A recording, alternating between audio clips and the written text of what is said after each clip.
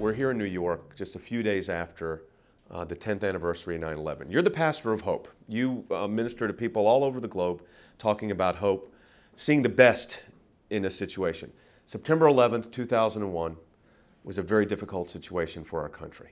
You've preached this message of hope. What's your message to the country right now, 10 years back? We're reflecting back and talking with people. What's your message? You know, my message, Jay, is that having hope, having faith doesn't keep us from going through difficult times, but when we keep our hope and our trust in the Lord, He'll bring us through, and I believe He can even bring us through stronger. And, you know, there are things that we don't understand.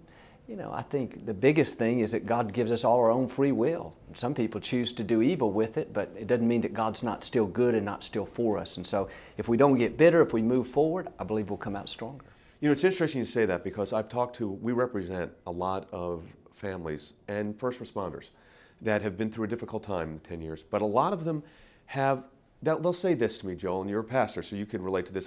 As their lawyer, it's different. They'll say, it's not that time heals the wound, but it's time lets you reflect, and you start reflecting on the good things. You remember the good things about a lost loved one. That's an important part of the healing process. I think it really is. I mean, you can choose to remember the good, you can choose to remember the bad, and I think when you honor the person's legacy and you remember the great times that you had together, I think God begins to heal you, and you get a new beginning out of it. I tell people all the time, just because a loved one died doesn't mean that God's plan for your own life has died. I mean, that loss is not a surprise to God. Right. It's hard to accept, but you got to say, okay, it may not have been fair, I may not understand it, but I'm going to move forward and still become who God created me to be. There's was a controversy at the site. The only steel that survived when the buildings came down was this two beams that ended up being the shape of a cross. And the City of New York and the Museum Authority from the new 9/11 Memorial Museum wanted that cross in the museum, and then a group filed a lawsuit or threatened to file a lawsuit trying to get it removed.